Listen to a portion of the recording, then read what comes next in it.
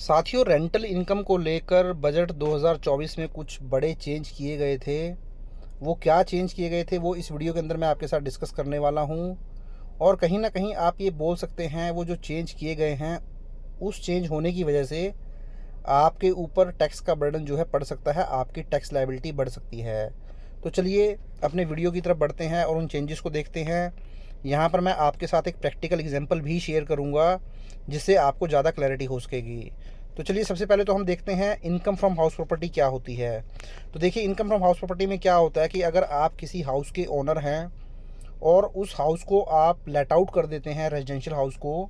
अब आप let out कर सकते हैं, उसको किसी को पेइंग गेस्ट के रूप में दे सकते हैं, या फिर आप उसको किसी हॉस्टल की फॉर्म में दे सकते हैं, या किसी भी फॉर्म में उसको जो है लेट आउट कर सकते हैं। वहाँ से आपको रेंटल इनकम आती होगी। तो इस तरीके की जो अमाउंट आपको आती है रेंटल इनकम, उसको आप बोलते हैं income under the head house property.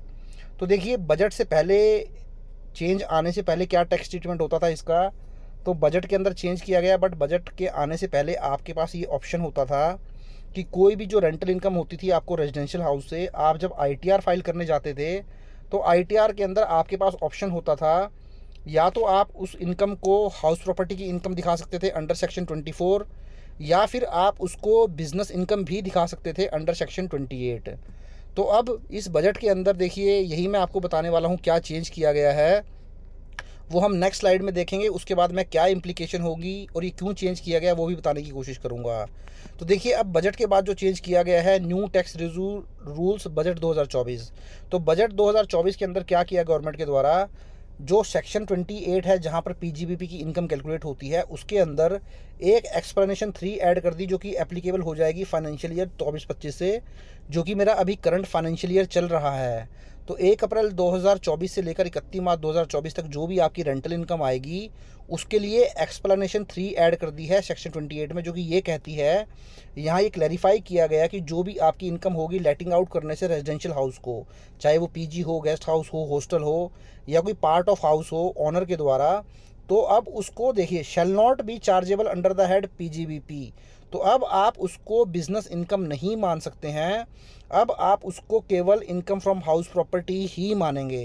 तो देखिए दोस्तों, ऐसा क्यों किया गया, जैसे कि मैंने आपको बताया था, बजट से पहले आपके पास ऑप्शन होता था, अगर आपने उसको किसी पेइंग गेस्ट, हॉस्टल वगैरह की फॉर्म में, या कहीं पे आपने बिज़नेस के लिए दिया हुआ है, तो आप वहाँ से जो रेंटल इनकम आती है उसको बिज़नेस इनकम कंसिडर कर सकते थे। बट बजट 2024 के अंदर स्पेसिफिकली एक्सप्लेनेशन 3 ऐड कर दी गई और बोल दिया गया, इवन आपने बिज़नेस पर्पस के लिए भी अपना रेजिडेंशियल हाउस दे रखा था। अब रेजिडेंशियल हाउस कैसे होगा, जैसे उस घर की जो रजिस्ट्री होगी, बिजली का बिल होगा, वो सारा जो है रेजिडेंशियल प्रॉपर्टी के नाम से ही रजिस्टर्ड होगा। तो आप ऐसे घर को जो है रेजिडेंशियल हाउस ही बोलेंगे। तो रेजिडेंशियल हाउस अगर आपने किसी बिज़नेस पर्पस के लिए भी दिया होगा, सपोज़ आपने किसी सॉफ्टवेयर कंपनी को ही दे दिया या किसी और पर्सन को भी दे दिया, तो वो आपका रेजिडेंशियल हाउस ही माना जाएगा। तो रेजिडेंशियल हाउस के केस में अब आपको जो है पीजीबीपी की इनकम आप नहीं मान सकते हैं, आप उसको income from house property he treat करेंगे। तो चलिए एक प्रैक्टिकल एग्जांपल से मैं आपको क्लैरिटी कराने की कोशिश करता हूं। तो देखिए, यहाँ सबसे पहले आपकी इनकम फ्रॉम हाउस प्रॉपर्टी कब मानी जाती है। तो यहाँ पे देखिए, अगर आपने कोई प्रॉपर्टी लेट आउट की, हाउस लेट आउट किया, सपोज़ वहाँ से आपको जो रेंट आया, जिसको आप बोलेंगे ग्रॉस एनुअल वैल्यू, वो आया आपका 30 लाख रुपीज़ का। उसमें से आपने क्या किया, कुछ म्यूनिसिपल टैक्सेस 50,000 के लेस करवा लिए। उसके बाद आपकी जो नेट वैल्यू आ गई वो आ गई 12,50,000 की। अब क्या होता है, इस नेट एनुअल वैल्यू के ऊपर आपको जो है 30% की स्टैंडर्ड डिडक्शन मिल जाती है, जो कि 3,75,000 है। उसके बाद आप कुछ इंटरेस्ट ऑन होम लोन आप लेस करवा सकते हैं 2,50,000 का। इस तरीके से आपकी हाउस प्रॉपर्टी से इनकम आ गई है 6,25,000 की। अब होता क्या था, जब आप इनकम फ्रॉम हाउस प्रॉपर्टी में जाते थे तो वहाँ पर आपको रेंटल इनकम ज़्यादा दिखानी पड़ती थी, क्योंकि आपके पास ज़्यादा ऑप्शन कुछ नहीं होता था करने का। आपको एक स्टैंडर्ड डिडक्शन मिलती थी, या फिर कोई होम लोन वगैरह आपका चल रहा था तो वो लेस करवा लेते थे। बट जब आप इसको बिजनेस इनकम दिखाते हैं, तो देखिए बिजनेस इनकम में आप क्या कर सकते हैं, आपका जो ग्रॉस रेंट होगा उसमें से म्यूनिसिपल टैक्सेस की डिडक्शन आपको मिल जाएगी।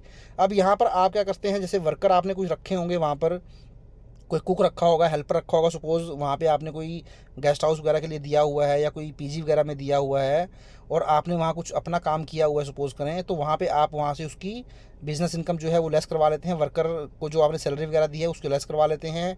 कोई सिक्योरिटी गार्ड आपने उस बिल्डिंग के लिए रखा हुआ है तो वो आप लेस करवा लेते हैं।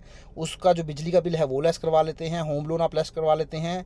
इसके अलावा और भी खर्चे दिखा के आपकी जो बिज़नेस इनकम थी उसको आप मिनिमाइज़ कर लेते हैं। तो आप देख सकते हैं, अगर आपकी हाउस प्रॉपर्टी की इनकम होती 13 लाख रुपए के आपके ऊपर, आपको 6,25,000 की इनकम जो है शो करनी पड़ती। वहीं अगर आपने इसको बिज़नेस इनकम दिखाया तो आपकी इनकम केवल और केवल 1,60,000 की रह गई।